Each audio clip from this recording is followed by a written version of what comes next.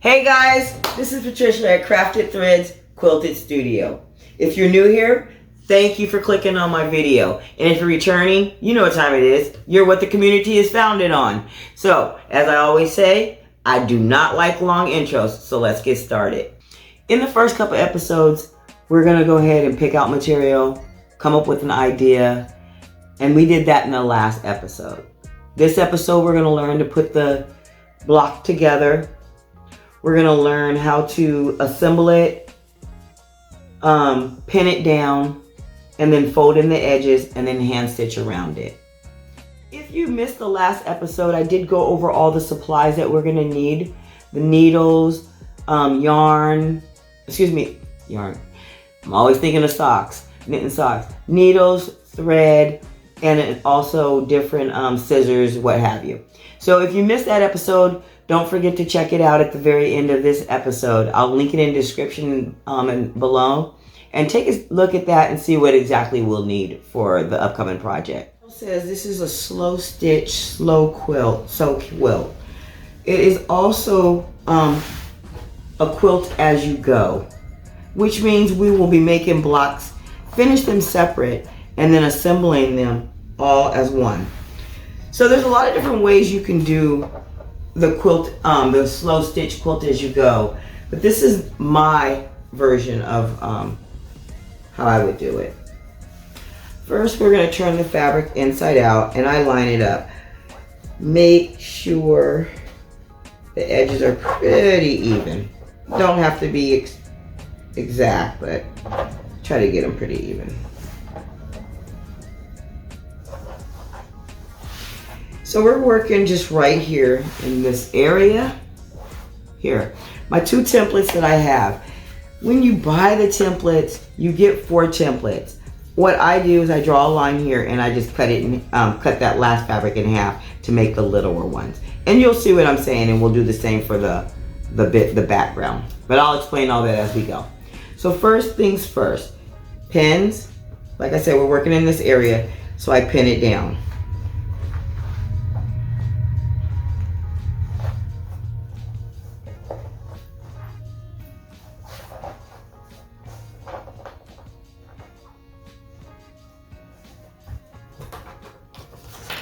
And we're doing the front, and this is the back template, and this is the front template.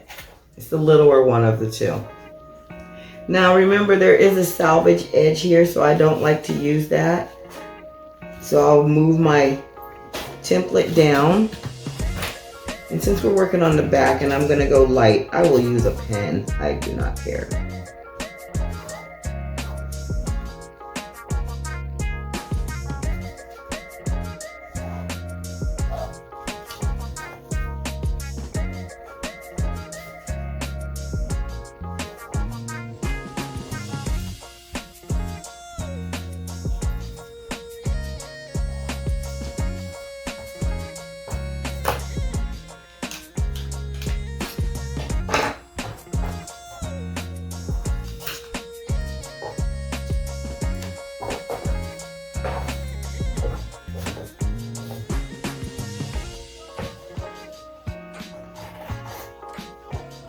You can use a rotary cutter here.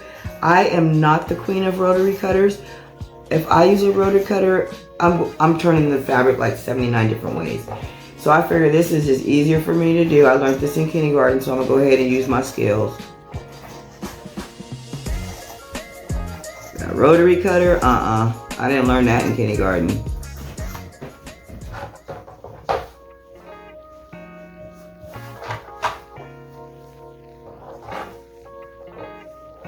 Oh, I don't think I marked this one. I should have ironed this one, but that's okay. I did my whole quilt last time, never once ironed it. It was a little puffy. That's all it was. Just a little puffy. That's okay. Watch your fingers. These scissors are incredibly sharp. I actually went to the quilt show at the fairground just to get these scissors. Went all the way there, went in there, found the booth that sold scissors, bought my scissors, turned around, and went home, came home. The man was like, really? That's all you came here for? Like, absolutely.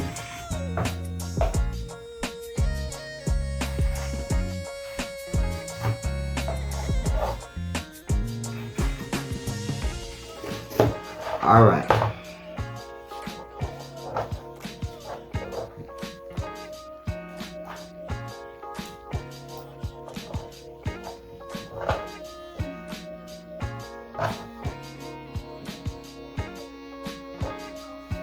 I don't, like I said before, because this is a slow stitch, hand stitch quilt, it's really a slow process.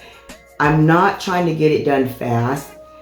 It may even take me a month or two to do. It's something that, it's a project that you may just have on your docket, but when you have free time or when you're just wanting some quiet time or some downtime. So I don't cut a lot of these up front because it makes it monotonous if I just cut everything and then I just go through and then hand stitch. Sometimes I like to cut, then sometimes I like to do the assembly, sometimes I like to sew.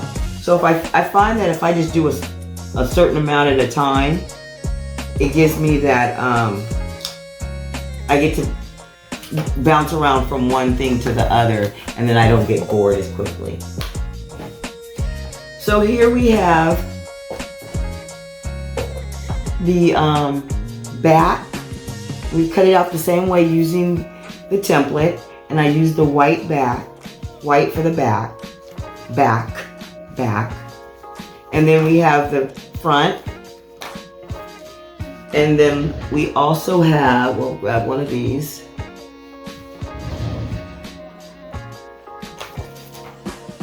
Cutting that from the front, the same as the front, will be the batting. So we need one of each. One of each. Alright, so since this doesn't have a direction, if it had a direction, you would put it face down, and the wrong side would be face up, and the right side, the correct side would be face down, the right side. Then we'll put this in the middle, and then that goes right. And I kind of just eyeball it and make sure that I have enough room kind of all the way around. I do see that I have a little bit of an overhang, and we'll see if that will affect me. I know people that do hand quilting these, they're super precise. I just am not that precise. I just kind of eyeball it and go for it. Like I said, I don't even have a template, so I made my own template up.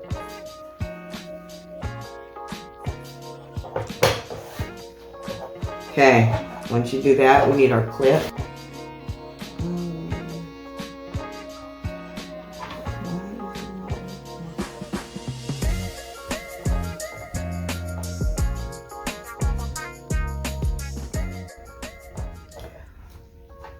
So I really need to talk to you guys.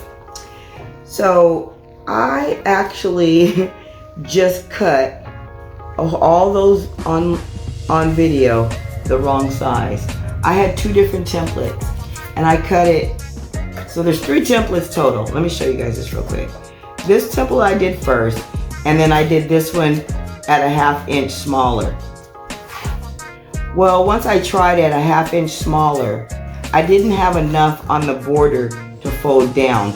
So I even went smaller, and now I'm giving myself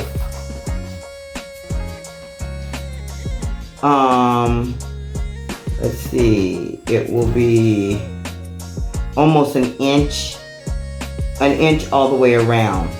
Okay, so this one is now going to be 4.5 inches by 2, and this is 3 1/4 by 5 3/4. So 3 1/4 by 5 3/4 for the back, the white one, and for the top fabric, it will be 2 inches by 4 1/4. And I find that I can, at least my fingers can work with this. So once again, we have the tool, and like I said, we're going to use that to make our little crease. Then you're going to fold over one more time. And I mostly crease the edges. This I don't have to crease so much. I do find that when you're using these clips, There's a round side and a flat side. And I used to think that we would take the flat side and try to scoop it in there. But I find that if you put it on the round side, it goes in really nice and it holds it flat.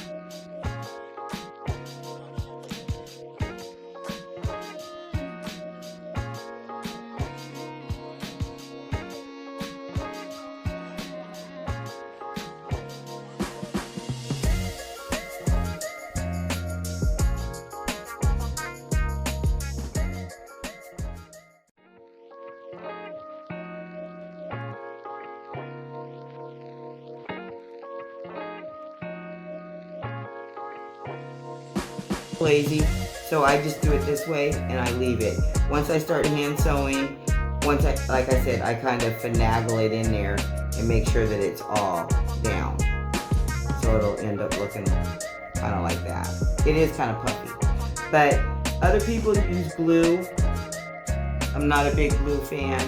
Other people will use and thread baste it, so they'll just put big stitches all the way around just to hold it. I have not tried that. That just seems like a lot of work. So like I said, I just pin it and then I get started.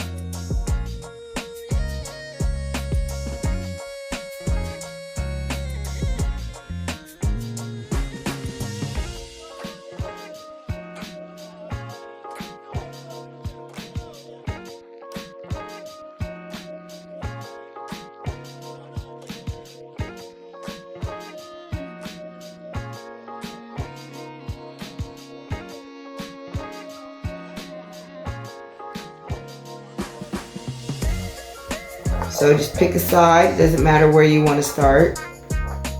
And I feel like this is a beautiful spot as any. And because you're right here, you're going to go right up and catch. So you're going to go in the bottom and catch the top. And then pull it all the way through. Hide your knot.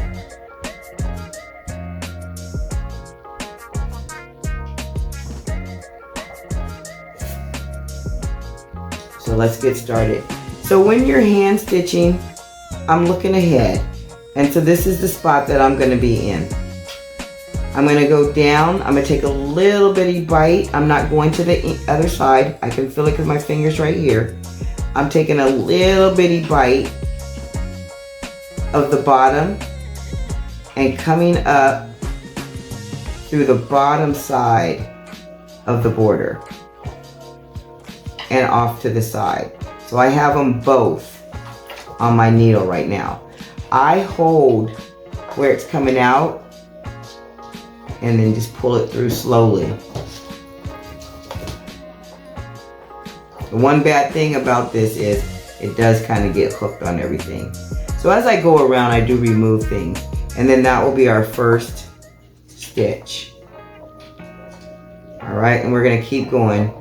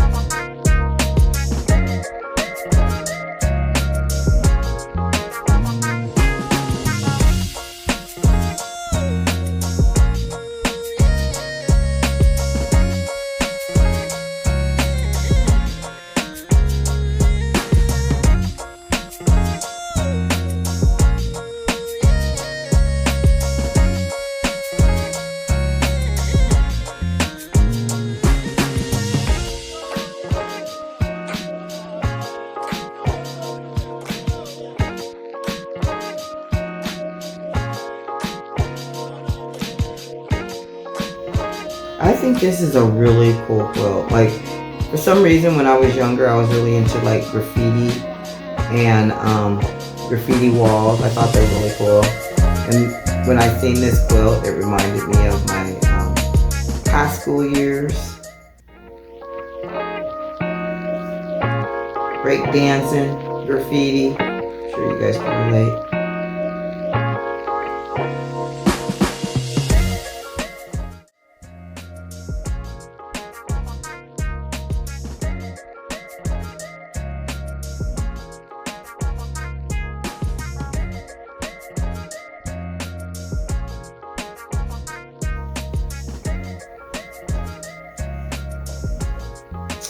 Alright, so to end, what I do is I take and I wrap once again around here 4 times. Oops, 4 times. Leave it way down there. Put my finger on the knot. Oops. And pull. Put my finger on the knot and pull. Now this is a 50-50 chance. This generally never works for me, okay? Never. Now, I take it and I go through and I pull it out and pop it in.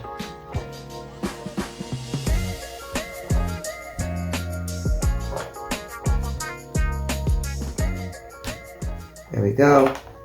And it's hidden. Yay, it worked.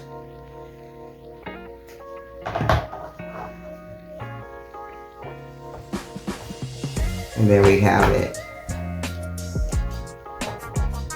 Make sure you put your pins up because nobody wants to step on those. I'll tell you a story about that one day. Now we have 2. So then we're gonna eventually put these together like this.